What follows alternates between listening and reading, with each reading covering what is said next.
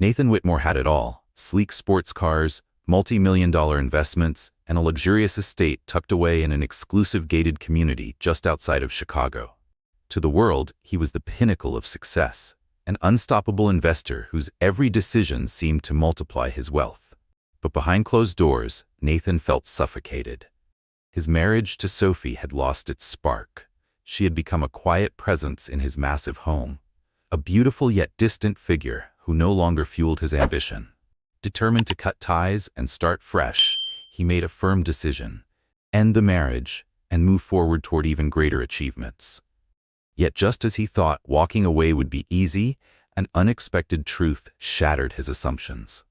Sophie wasn't just another chapter in his past, she was the very salvation he had unknowingly been searching for. Nathan had grown up in a working-class neighborhood in Fairview, Illinois. His father juggled 2 jobs, working as an auto mechanic by day and hauling freight at night, just to keep food on the table. His mother took on whatever work she could find, cleaning houses and babysitting for neighbors to help make ends meet. From an early age, Nathan understood how fragile financial security could be. He made a vow: he would never live in uncertainty again. With relentless determination, he secured a scholarship to Northwestern University, majoring in finance. As soon as he graduated, he set his sights on Wall Street. In New York, Nathan immersed himself in the high-stakes world of finance. He worked brutal 18-hour days, sacrificed weekends, and abandoned personal relationships in pursuit of success. And he succeeded. By the time he was 30, he returned to Chicago as a self-made millionaire. His sharp instincts and fearless investments led to the creation of Whitmore Capital, a boutique investment firm that quickly gained the trust of elite clients across the Midwest. Soon, his name graced the covers of financial magazines. He was no longer just another trader. He was the prodigy from Fairview, the man who had turned ambition into fortune. During his rapid rise, Nathan met Sophie Lancaster at a charity gala in Chicago's Gold Coast district. She was a volunteer coordinator for a children's hospital fundraiser, radiating warmth and sincerity in everything she did. A graduate of the University of Michigan with a degree in social work, Sophie had been raised in a modest Rhode Island household, where she had learned the values of kindness, empathy, and giving back. Nathan was drawn to the contrast between them, her compassionate heart against his ruthless ambition. Their whirlwind romance quickly led to a lavish wedding on the shores of Lake Michigan. In the beginning, they seemed like the perfect match: the sharp-minded financier and the selfless social worker, each offering something the other lacked. Friends admired how Sophie softened Nathan's hardened edges, while his success provided her with the resources to expand her charitable work. But life has a way of shifting the balance when you least expect it. As Nathan Whitmore's empire grew, so did his wife Sophie's passion for philanthropy. With his financial backing, she expanded her charitable efforts, launching initiatives that made a real impact. They purchased a breathtaking estate in an exclusive gated community in Lake Forest, complete with marble floors, glittering chandeliers, and an infinity pool that overlooked meticulously landscaped gardens. But as Whitmore Capital soared to new heights, Nathan became consumed by the never-ending pursuit of more. More deals, more prestige, more expansions. Late nights at the office turned into weekend flights to Asia, Europe, or Silicon Valley. Sophie, once the person who grounded him, began to fade into the background of his relentless schedule. She tried to bridge the growing distance, planning quiet dinners, weekend getaways, but Nathan was always distracted. His phone was a constant presence at their table, buzzing with urgent calls from London, Hong Kong, or New York. He would step away to negotiate deals, leaving Sophie alone in candlelit restaurants, picking at meals meant for 2.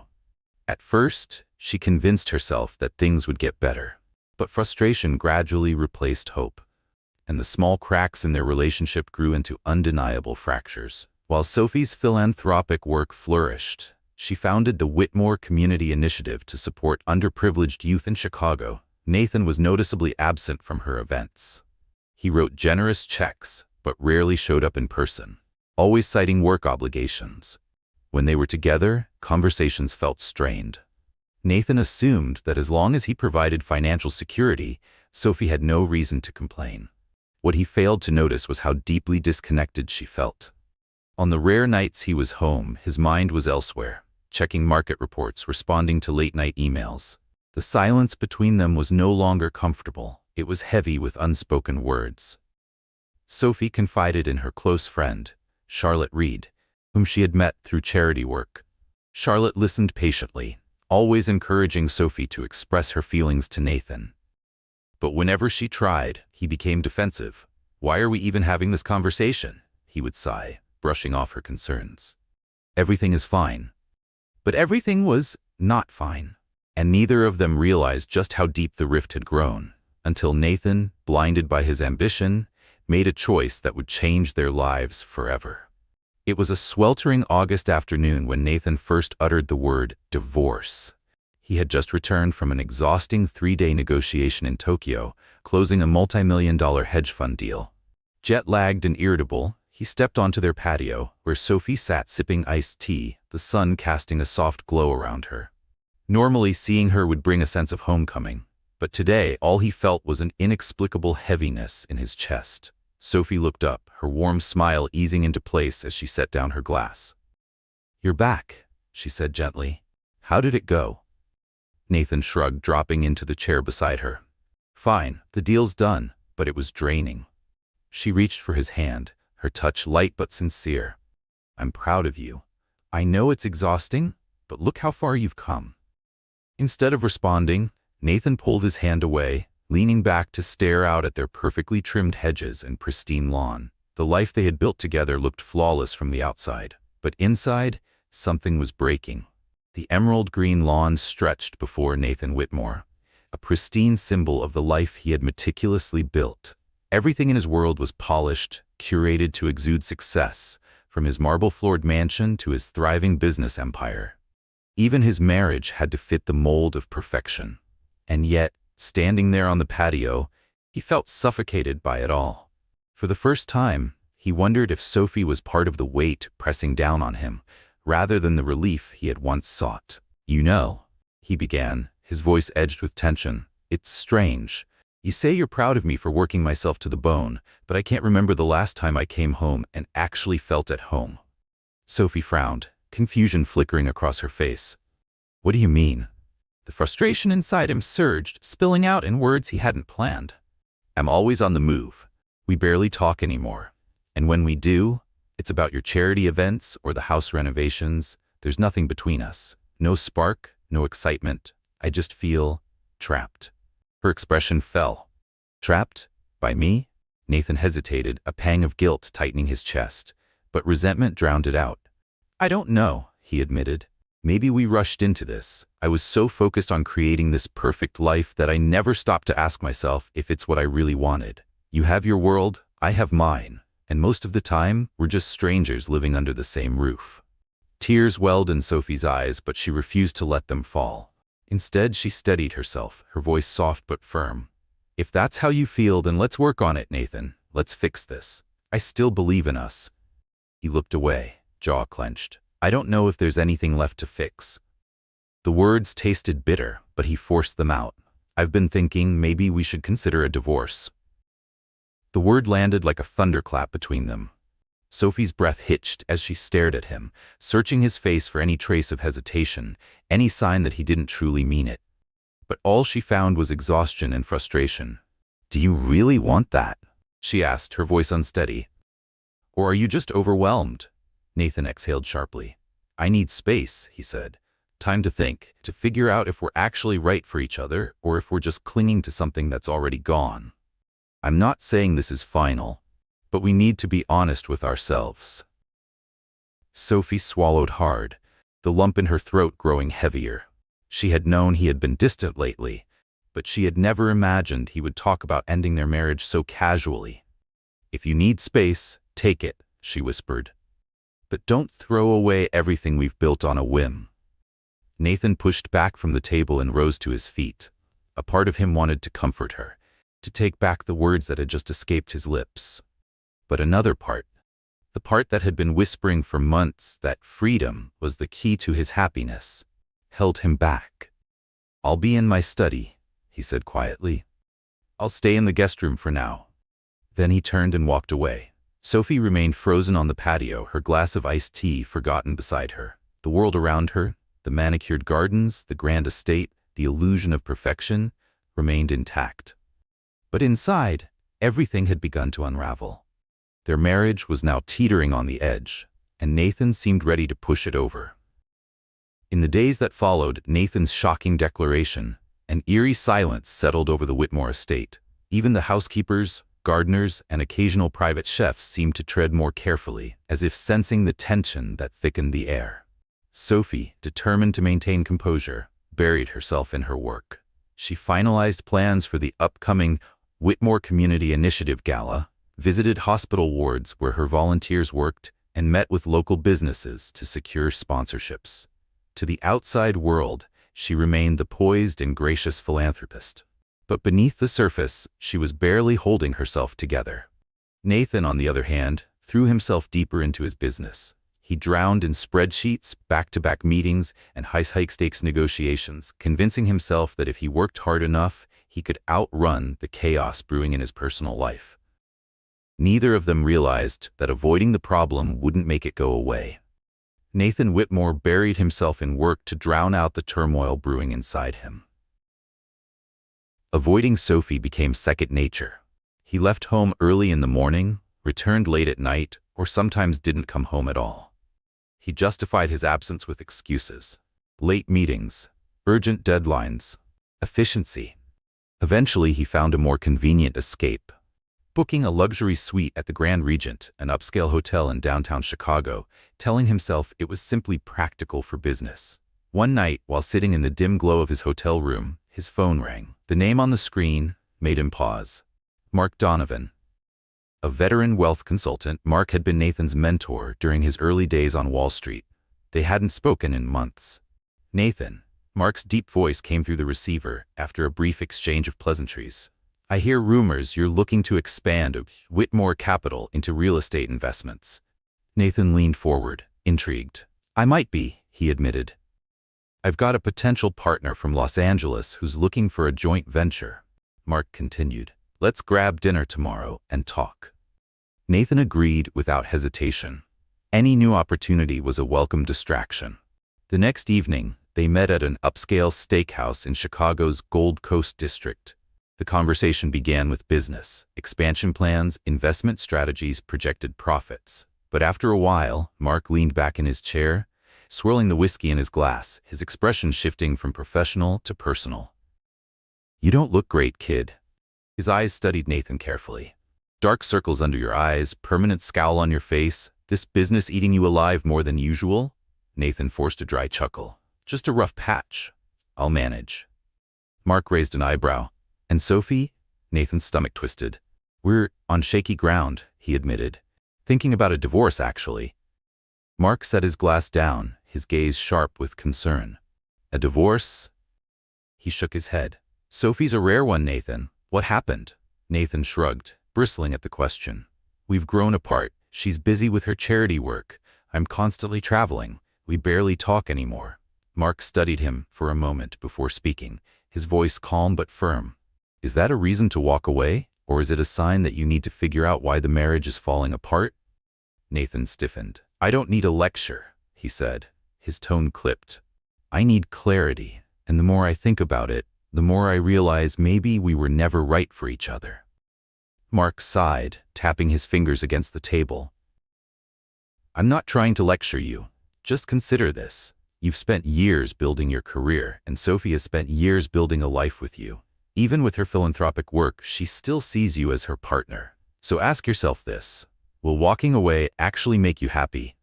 Or are you just running from the parts of yourself you don't want to face? A flicker of irritation surged in Nathan, but he pushed it down. Thanks for the concern, he said, signaling for the check. But it's my decision. Let's focus on the real estate deal. Mark nodded, though his eyes reflected unspoken concern.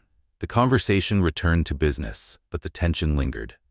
Later that night, Nathan sat alone in the dim glow of his hotel suite, unable to sleep. His mind felt restless, his thoughts tangled. He picked up his phone and absently scrolled through recent photos from Whitmore Capital's charity events. Sophie appeared in several of them, radiant and confident, shaking hands with business leaders, hugging children at the hospital. His thumb hovered over one particular image, Sophie, standing on stage at a fundraiser, speaking passionately about her community initiative. He remembered that day vividly. The way her eyes had shone with determination as she pitched the idea to him. The way she had spoken about changing lives, about using their wealth for something greater than just financial gain. At the time, he had felt proud. Proud of her sincerity. Proud to stand beside someone with so much heart. Now, as he stared at the screen, an unsettling question crept into his mind. Had he lost sight of what really mattered? Nathan Whitmore had always believed in control. He controlled his finances, his career, his future. But now, as he sat alone in his dimly lit hotel suite, staring at the city skyline, he felt something slipping through his grasp. For the first time, he wondered, was Sophie better off without him? Did she deserve more than a husband who wanted out the moment things got difficult? Was it truly freedom he craved, or was he simply running from the weight of emotional intimacy? The questions unsettled him, but each time doubt crept in, he pushed it away with sheer stubbornness. He was Nathan Whitmore, a self-made millionaire, an unstoppable force in the world of finance. If a relationship no longer served him, wasn't it logical to end it? But logic rarely ruled the heart. And as the night stretched on, Nathan realized that his carefully constructed world was beginning to unravel. While Nathan wrestled with his own demons in his downtown office, Sophie was battling hers at home. She knew she couldn't force him to stay if he was determined to leave. But deep down, she sensed that something else was eating away at him, something bigger than just a failing marriage. She had seen it in his eyes, the hollow expression, the restless energy, the way he barely looked at her when he did come home. His presence feeling more like a shadow than a partner. One morning, she met her close friend Charlotte Reed at Maple and Ash Cafe, a cozy spot in downtown Chicago. Over steaming lattes, Sophie finally put words to the fears that had been haunting her. "He's talking about divorce," she confessed. "He barely speaks to me anymore, and I don't think it's just about us. I feel like he's carrying something I can't reach." Charlotte listened intently, stirring her coffee. "Have you suggested counseling?" Sophie nodded. "He won't even consider it. Says there's no point if he's already leaning toward ending things." Charlotte exhaled, her expression thoughtful. "Then maybe it's time to focus on you. If he wants space, give it to him, but don't lose yourself in the process. Keep doing your philanthropic work. Keep being you. If Nathan is meant to be part of your future, he'll realize what he's throwing away." Sophie swallowed hard, blinking back tears. "I'm scared," she whispered. "He used to be so loving. Now it feels like he's slipping away, and I don't know how to hold on." As the weeks passed, Sophie buried herself in her work, throwing her energy into the Whitmore Community Initiative's most ambitious project yet, a charity gala at the Chicago Public Library, aimed at raising funds for a children's counseling center in a struggling neighborhood. She partnered with local businesses, secured top chefs to donate their culinary talents, and recruited artists to auction off their work. The event was shaping up to be the pinnacle of her philanthropic efforts, a night that would make a real difference. Meanwhile, Nathan had his own priorities. He was preparing for the launch of Whitmore Capital's new real estate division, securing investors, and attending high-profile forums. He posed for financial magazine covers, hosted lavish dinner parties for potential backers, and convinced himself that building an empire, was all that truly mattered. He ignored Sophie's calls, deflecting anything that reminded him of the life he was leaving behind. His focus was singular, creating a brand so powerful that no personal scandal, not even a divorce, could overshadow it. Then, one afternoon, a package arrived at the Whitmore estate, addressed to Sophie. She opened it to find a preliminary divorce agreement, straight from Nathan's legal team. Her heart pounded as she flipped through the pages, cold, calculated clauses dividing their assets, reducing their life together to bullet points and fine print. For a moment, something inside her cracked, but instead of breaking down, she felt something else. Determination. This might be the push she needed. Sophie Whitmore wasn't ready to give up. Somewhere beneath the cold exterior, the man she had fallen in love with still existed. She just had to find a way to reach him. Under the guidance of Charlotte Reed and a few trusted colleagues, Sophie made a decision. She would keep the looming divorce a secret until after the upcoming charity gala. Months of hard work had gone into the event, and a public scandal could jeopardize everything. But more than that, she needed time. Time to formulate a plan. Time to understand what was truly haunting Nathan. During one of her late nights in his home office, searching for something, anything, that might give her insight, she stumbled upon an old binder tucked away in a cabinet. The label read, "Family Accounts."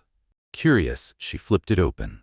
Inside, she found a collection of letters, handwritten by Nathan's father, a man who had passed away years before. She read in silence, her heart tightening with each word. The letters spoke of desperation, unpaid hospital bills, mounting debts, a foreclosure that had forced them out of their home. A lump formed in Sophie's throat as realization struck. Nathan wasn't just obsessed with success, he was terrified of failure.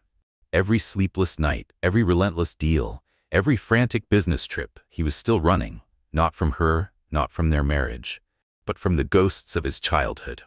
Tears welled in her eyes as she traced the ink on the page. She couldn't undo Nathan's past. She couldn't force him to face his demons. But maybe, just maybe, she could help him see that he didn't have to fight them alone. With the gala fast approaching, Sophie made a silent vow. This would be her last stand, no matter the cost.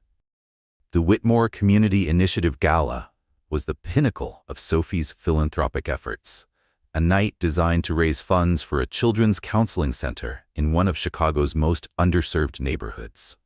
The Chicago Public Library's Grand Hall shimmered under crystal chandeliers. Fresh floral arrangements adorned the towering columns, while elegantly dressed guests mingled over trays of champagne and gourmet hors d'oeuvres. The city's most influential figures, donors, officials, business elites, had gathered to celebrate Sophie's work. A string quartet played softly in the background, adding to the air of refinement. And yet, beneath her poised exterior, Sophie was a bundle of nerves. She stole a glance at the massive clock above the entrance. Nathan was already an hour late. Her heart clenched. Part of her prayed he would walk through the doors, that he would show up, not just for the sake of appearances, but for her. Another part feared his arrival would only confirm what she already knew, that they were nothing more than a fractured couple putting on a show for the world. Then, nearly 2 hours into the event, he arrived. Nathan strode into the room, exuding effortless charm in a sharp black tuxedo. His presence commanded immediate attention. Photographers swarmed him, flashes illuminating the tension hidden beneath his composed expression. Sophie inhaled sharply and stepped away from her conversation with a city official, making her way toward him. "Thank you for coming," she said quietly, her voice steadier than she felt. Nathan gave a brief nod. Of course, didn't want to embarrass the initiative. Her chest tightened at the formality in his tone. "I really appreciate it," she murmured. Before either of them could say more, a familiar voice interrupted. "Amanda, fantastic job organizing this event." Sophie turned to see Michael Redwood, the silver-haired CEO of Redwood Enterprises and one of the evening's most significant donors. He shook Sophie's hand enthusiastically before turning to Nathan. "And Whitmore Capital, always a name we respect. Glad to see you here." Nathan offered a practiced smile. "Pleasure to be here, Michael." Sophie swallowed hard as she watched him slip effortlessly into his public persona. He was polished, controlled, untouchable. But did he even realize what he was about to lose? As Sophie excused herself to handle a minor issue with the event staff, Nathan Whitmore found himself standing alone, swirling his champagne, his gaze drifting over the crowd. Everywhere he looked, he saw admiration for her. Sophie was in her element, effortlessly charming donors, passionately discussing the foundation's goals. She radiated warmth, grace, and unwavering purpose. A sharp pang of something, regret, stabbed at him, but he pushed it down, unwilling to examine it too closely. An hour later, the lights dimmed, and Sophie stepped onto the stage. A hush fell over the audience as she began her keynote speech. She spoke about the vision behind the Children's Counseling Center, about families struggling to access mental health care. Her voice trembled as she shared real stories. Children who had been saved, Parents who had found hope when they thought all was lost. From the sidelines, Nathan watched. A strange mix of pride and envy stirred in him. Her ability to connect with people, to care so deeply, it was mesmerizing, and yet it felt so foreign to him. For a brief, fleeting moment, he wondered, was he making a mistake? But then, reality pulled him back. He was exhausted. His empire demanded everything from him. And Sophie's world, as noble as it was, had always felt like an afterthought in his life. As she ended her speech with a heartfelt thank you and introduced a special musical performance, thunderous applause filled the hall. She stepped down from the stage, immediately surrounded by well-wishers. Reporters clamored for interviews, donors showered her with praise. The entire scene felt like a tribute to her unshakable compassion. And then, out of nowhere, trouble arrived. A reporter, camera rolling, sidled up to Nathan. "Mr. Whitmore, any truth to the rumors about trouble in your marriage?" Nathan's blood ran cold. His grip tightened around his champagne glass. "Where did you hear that?" he asked, his voice sharper than he intended. The reporter shrugged. "Sources say you've been staying at hotels. We were hoping for a comment." A suffocating silence crept into the room. In the corner of his vision, Nathan saw Sophie freeze. Their eyes met across the room, hers wide with horror. A ripple of whispers began spreading through the crowd. For the first time in his career, Nathan, always so smooth under pressure, stammered. "No comment." Sophie, face flushed, rushed forward and gently placed herself between him and the reporter. "This evening is about the Children's Counseling Center," she said firmly, her voice steady despite the humiliation burning beneath her skin. "We're not discussing personal matters here." But the damage had already been done. The whispers grew louder. Donors exchanged wary glances. Cameras flashed wildly, capturing every second of the tension hanging in the air. And in that instant, Nathan realized their problems were no longer just between them. Their unraveling had become public. Feeling trapped, exposed, and utterly cornered, Nathan downed the rest of his champagne in one gulp. Then, without another word, he turned and slipped out of the library. Sophie watched him go, her heart in her throat, her hands trembling at her sides. Tears burned behind her eyes, but she refused to let them fall. This night was supposed to be a beacon of hope. Instead, it had become the stage for the collapse of their marriage, in front of the entire city. By morning, the damage had spread like wildfire. Gossip columns, business blogs, and social media buzzed with speculation about the Whitmore marriage. Pictures from the gala flooded the internet. Sophie, radiant and poised at the microphone. Nathan, tense and withdrawn, barely meeting her gaze. The world now knew what Sophie had been desperately trying to keep private. And Nathan, for all his efforts to control the narrative, had just lost control of the most important thing in his life. The rumors spread like wildfire. Some tabloids claimed Nathan Whitmore had fallen for someone else. Others suggested Sophie had become too powerful in her own right, eclipsing her husband's success. The headlines were relentless. Whitmore Capital, a storm behind closed doors. Charity in chaos. Is the Whitmore marriage on the brink? At Whitmore Capital, Nathan tried to maintain his composure, focusing on finalizing negotiations for his company's new real estate division. But the hushed whispers in the hallways and the subtle, lingering stares from employees made it clear. His personal life had become office gossip. Then came the email. Polite but pointed, the board of directors expressed their concern about the negative media attention.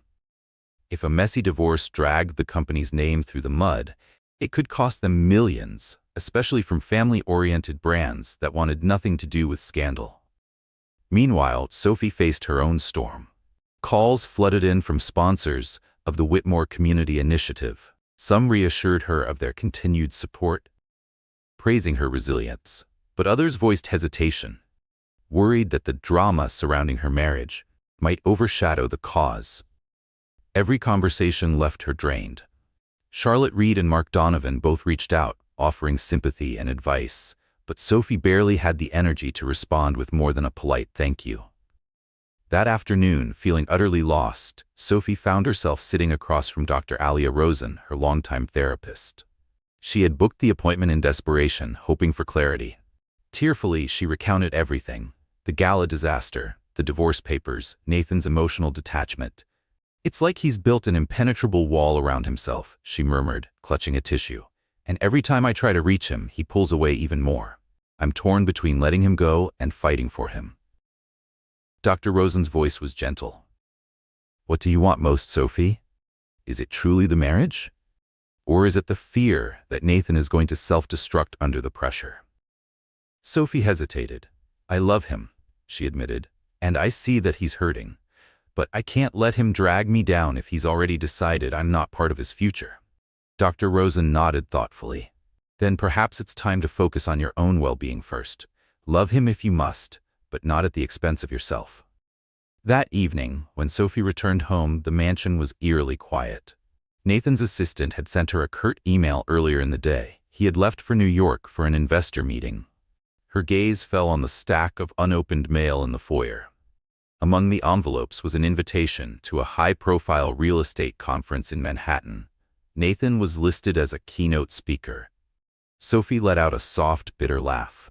He was moving forward with business as usual, as if their marriage wasn't crumbling beneath them. Unable to sleep, she wandered through the dimly lit halls of the mansion, her footsteps echoing against the marble floors. Eventually, she found herself standing at the doorway of Nathan's study. Flipping on the lamp, she let her eyes drift over the space, the towering bookshelves stacked with finance literature, the trophies commemorating Whitmore Capital's achievements, the mahogany desk meticulously organized. And then she saw it. A framed photograph, lying face down. She reached for it, turning it over in her hands. It was their wedding photo. The two of them, toasting under a canopy of fairy lights, their faces glowing with love and excitement. Tears blurred Sophie's vision. How had they gotten to this point? Setting the photo down, she reached for one of the desk drawers. To her surprise, it was locked. Frowning, she searched through the desk until she found a spare key Nathan often kept hidden beneath a stack of papers. The lock clicked open. Inside, beneath neatly filed business documents, was a small, worn envelope. She pulled it out, her heart pounding. Inside were personal records, old medical documents, therapist receipts from years ago. Sophie's breath caught in her throat. Nathan had been seeing a therapist? And he had never told her? Sophie Whitmore clutched the papers in her trembling hands, her heart aching as she scanned Nathan's hurried scribbles. Among the scattered notes and financial calculations, one phrase stood out. What if I fail? She exhaled sharply, the weight of those 4 words sinking into her chest. Beneath Nathan's polished confidence, beneath the empire he had built, lay a crippling fear of failure.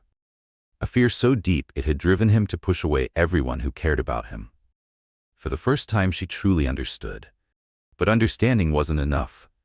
Because no matter how much she wanted to help, no matter how much she loved him, if Nathan refused to confront his own demons, then all the good intentions in the world wouldn't save their marriage. And so a different question haunted her. Did she have the strength to walk away? To let him learn his lessons the hard way, even if it meant losing him forever? Weeks passed, and Nathan's travel schedule became more frantic than ever. Manhattan for the real estate conference, Chicago for investor meetings, London for a private equity summit. Each city provided a temporary escape, away from the swirling rumors, away from the whispers at Whitmore Capital, and most of all, away from Sophie's disappointed gaze. But no matter where he went, the headlines followed. He told himself he didn't care. Yet every time he caught a glimpse of Sophie's name in the news or saw an update from her foundation, a sharp pang of guilt gnawed at him. She was moving forward. The Children's Counseling Center was well underway, and Sophie had begun sharing heartfelt stories of the families they were helping. The comment sections overflowed with praise, an angel for Chicago's most vulnerable. Meanwhile, what was he doing? Closing another deal? Expanding another division? For the first time, he wasn't sure if any of it actually mattered. One evening, after finishing a grueling meeting in London's financial district, Nathan found himself wandering along the River Thames, the city lights shimmering on the water. The sight reminded him of home. The way the Charles River looked at night back when he and Sophie would take long walks, dreaming about the future. Lost in thought, he barely noticed the quaint little cafe until a familiar voice pulled him back to reality. Mark Donovan. Nathan's old mentor sat at an outdoor table, a knowing expression on his face. Nathan had been avoiding him since arriving in London. Still, Mark gestured for him to join. Too exhausted to resist, Nathan sank into the chair.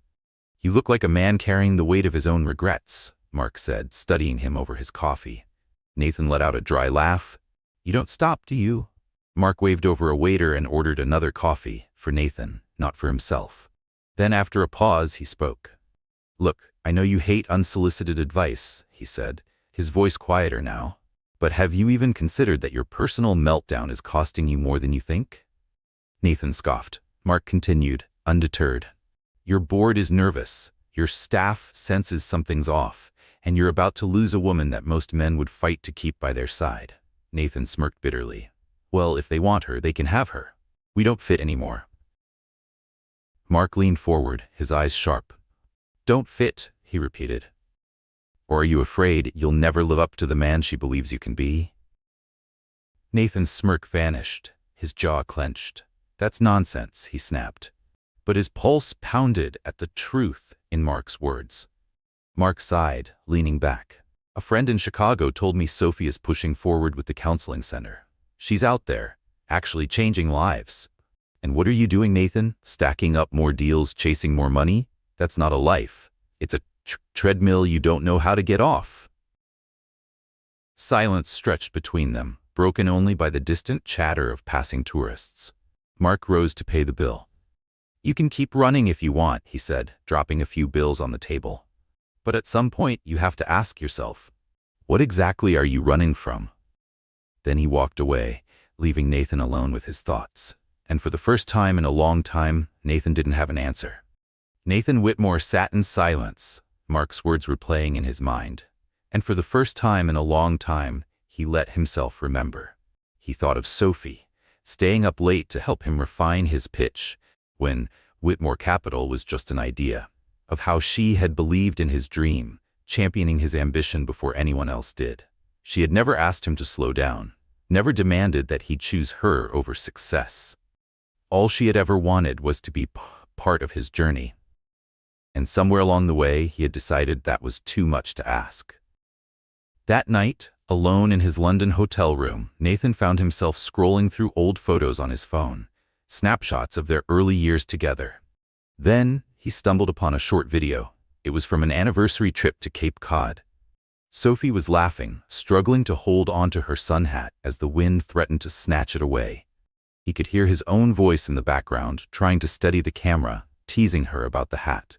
Her laughter was carefree, unfiltered, filled with love. And in that moment, Nathan felt the full weight of what he was about to lose. When was the last time he had heard that laughter? When was the last time he had been the reason for it? A sharp pang of regret struck him. For months he had convinced himself that leaving Sophie would solve everything, that his fears, his anxieties, his relentless drive for more would somehow disappear once he was free. But now, for the first time, he saw the truth. Divorcing Sophie wouldn't erase his insecurities. It would only make them louder. He closed his eyes, phone still in his hand, as a single thought cut through the noise. What if Sophie wasn't the obstacle to his happiness, but the key? The next morning, without hesitation, Nathan booked the first flight back to Chicago. He had no plan, no rehearsed speech, just an overwhelming urgency. He needed to see her before it was too late. He arrived at the Whitmore estate late in the afternoon, jet-lagged and uneasy, but something felt off. The house was too quiet, no staff moving about, no sounds from the kitchen. And then, he noticed the little things missing. The framed photos from the mantel, her favorite throw blanket from the couch, even some of the books from the shelves. A sudden panic gripped his chest. He called her name. No answer. He grabbed his phone and dialed. Straight to voicemail. Had she already left him? Was he too late? Then a memory surfaced. She had been spending more and more time at the new Children's Counseling Center in South Chicago. Without bothering to change out of his rumpled suit, Nathan grabbed his car keys and sped into the city. When he pulled up in front of the renovated community building, Sophie's SUV was parked out front. Nathan exhaled, realizing just how hard his heart had been pounding. He stepped inside, cautiously following the sound of laughter and conversation. And then there she was, in the middle of a half-finished reception area, holding color swatches, surrounded by a group of volunteers. Her hair was pulled up into a messy bun, a few strands falling loose, paint smudged her jeans, and still, she was radiant. She wasn't just existing, she was thriving. Nathan's chest tightened. Then, her eyes found him. And just like that, her smile faded. Slowly, she excused herself from the group and walked toward him, arms crossed, her expression unreadable. "What are you doing here?" Nathan swallowed. I just got back from London." His voice felt unsteady. "I wanted to see you." Her posture remained stiff. "Well, you found me." Silence stretched between them. Nathan cleared his throat. "Can we talk, in private?" A pause. Then Sophie gave a short nod and turned, leading him down a hallway to a small, unoccupied office. The walls were bare. A thin layer of dust coated the windowsills. The faint smell of fresh paint lingered in the air. She folded her arms, her expression calm but guarded. "All right," she said quietly. "Talk." Nathan Whitmore took a slow, steady breath. "Look, I'm sorry for everything." Sophie stood before him, arms still crossed, her expression unreadable. He swallowed hard. "The gala, the rumors pushing you away, I know how badly I messed this up." Her eyes flashed with hurt. "That's putting it lightly. You wanted a divorce, Nathan." He lowered his gaze. "I thought it was the only way out of my own head. I convinced myself you were holding me back, but that was a lie. The truth is, the problem was never you." Sophie's lips parted slightly, but she didn't speak. "It was me," he admitted. "My fear of failure, my fear of going back to where I came from, my fear of never being enough." For the first time, her stance softened, but her guard remained. "I tried to help you," she said quietly. "So many times, but you wouldn't let me in."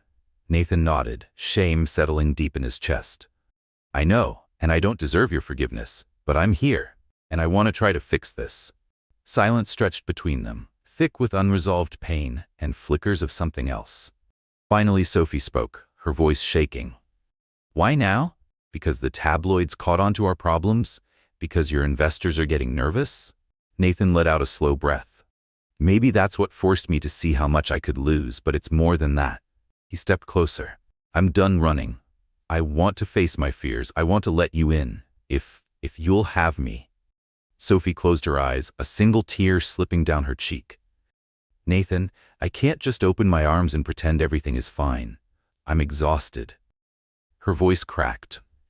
"I built something good here, and it took every ounce of strength I had to keep going while you were busy tearing us apart." His heart clenched. "I understand," he murmured, "but I love you." He exhaled, shaking his head at his own mistakes. "I always have. Even when I was too blind and arrogant to show it." A half-bitter laugh escaped her. "Love isn't just words, Nathan. It's action." She met his gaze, her expression unwavering. "If you want me to believe in us again, you need to prove it.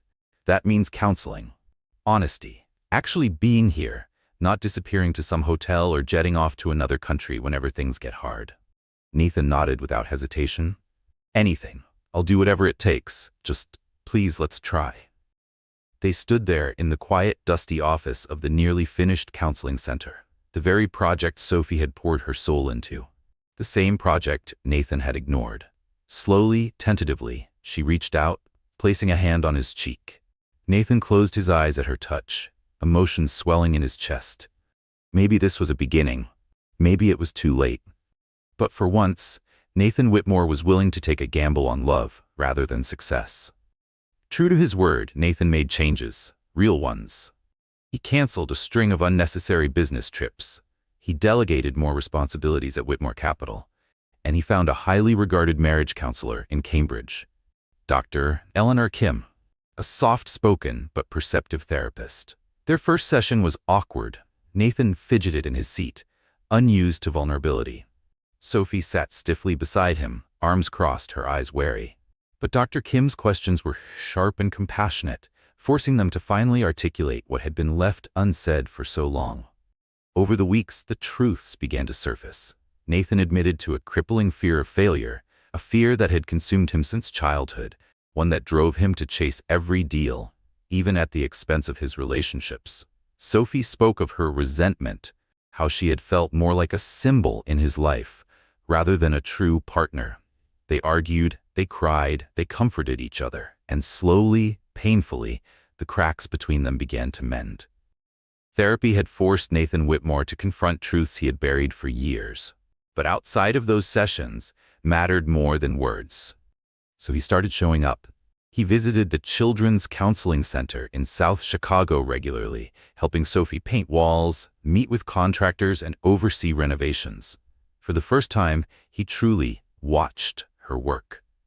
She wasn't just building a center. She was building hope. He saw the way children's eyes lit up when they saw the progress, how they clung to Sophie as if she were a hero. He listened as she explained the center's long-term vision, educational programs, mental health support, job training for struggling parents. And something inside him stirred, not out of obligation, not out of guilt, but out of genuine admiration. At Whitmore Capital, his employees began to notice the shift. He asked about their families, their goals, things he had never prioritized before.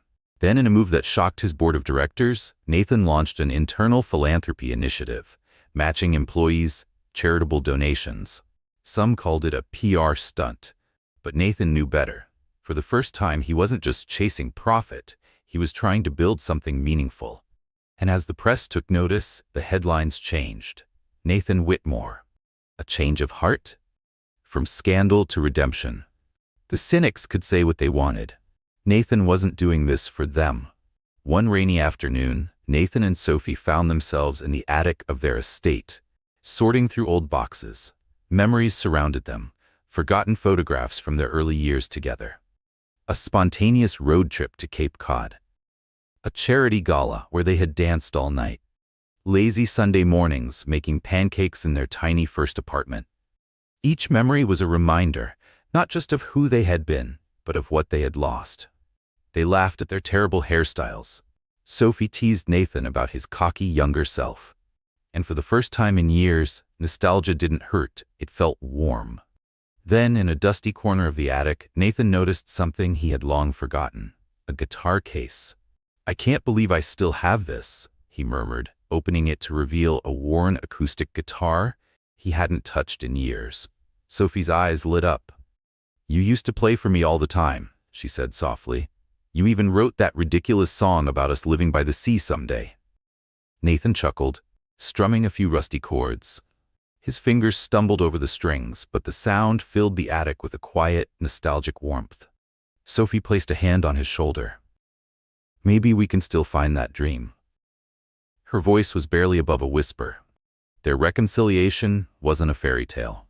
They still had differences. Some nights, old wounds reopened and harsh words slipped out. The specter of divorce papers still loomed in the background, a reminder that if they couldn't rebuild trust, the past might repeat itself. But they were making a conscious choice, every single day, to step into each other's worlds again, to share vulnerabilities, to create small moments of intimacy. And as the days passed, Nathan finally understood. Real success wasn't about dominating the market or accumulating wealth. It was about having someone who believed in you. And Sophie, cautiously but genuinely, began to trust him again, not because of his words, but because of his actions. Together, they weren't fixing their marriage. They were building something new.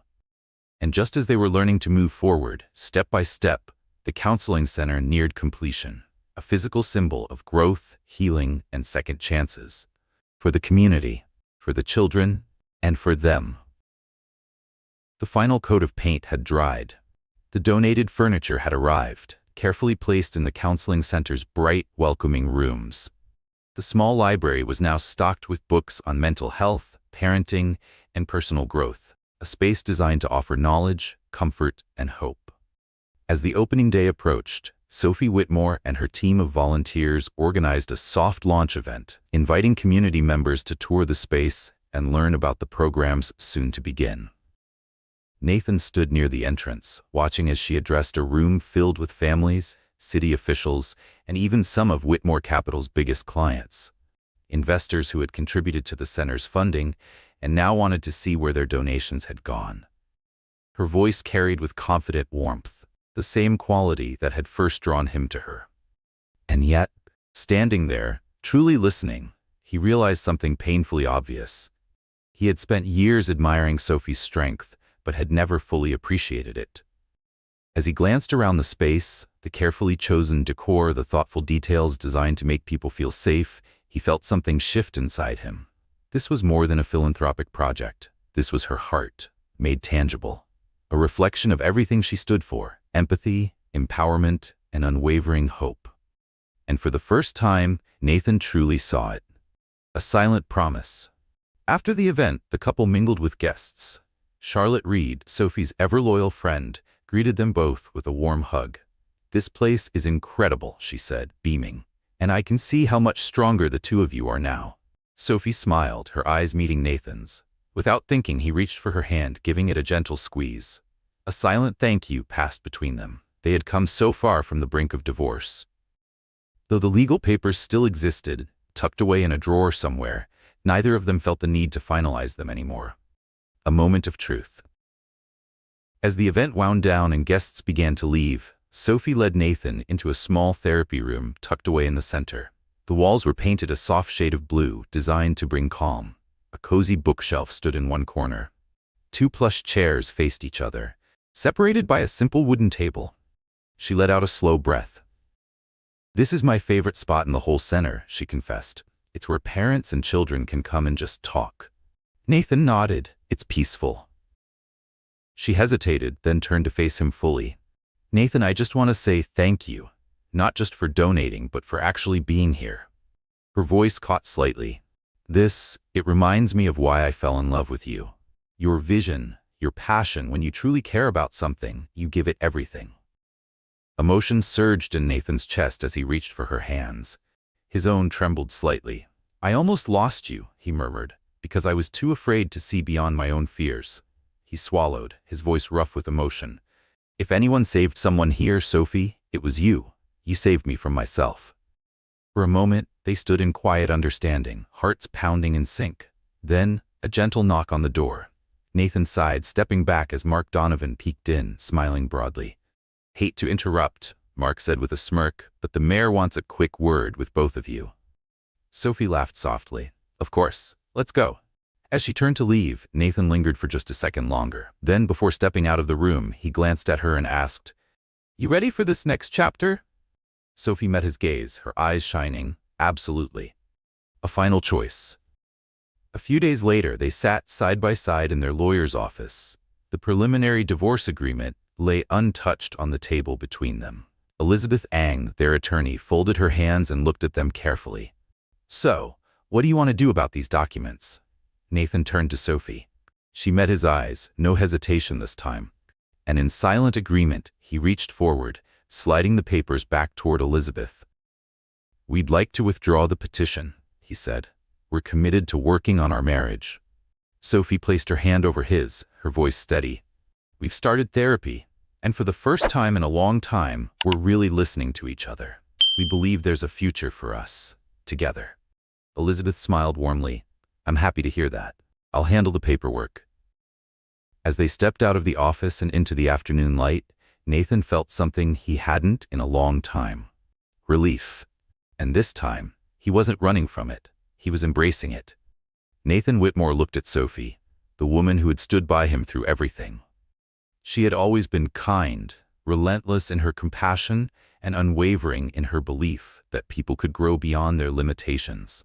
For so long, he had been searching for something, chasing success, running from his fears, convinced that freedom would bring him happiness. But the truth had been right in front of him all along. Sophie wasn't just his wife. She was his partner, his equal, his home. Hand in hand, they stepped into the crisp Chicago afternoon, the sun warming their faces. Ahead of them lay the unknown, challenges in business, in life, and in their ever-evolving love story. But now, for the first time, Nathan wasn't afraid of what lay ahead, because this time, they would face it together. Their love had been tested by fire, and it had emerged stronger than ever. Life often tests us in ways we don't expect. Nathan Whitmore learned this lesson when he almost lost everything he had once taken for granted. In his relentless pursuit of success, he had nearly pushed away the one person who had always believed in him, his wife, Sophie. But when fate forced him to confront his own fears and failures, he realized something profound. The very woman he had wanted to walk away from was his greatest ally all along. Through counseling, compassion, and a renewed sense of purpose, Nathan and Sophie didn't just save their marriage. They rebuilt it on a foundation of trust, growth, and a shared commitment to something greater than themselves. Their story reminds us that real love isn't just about perfect moments. It's about persevering through the darkness and having the courage to fight for the light on the other side. If Nathan and Sophie's journey moved you, please like, share, and subscribe to our channel. Stay tuned for more stories that celebrate the power of resilience, hope, and love.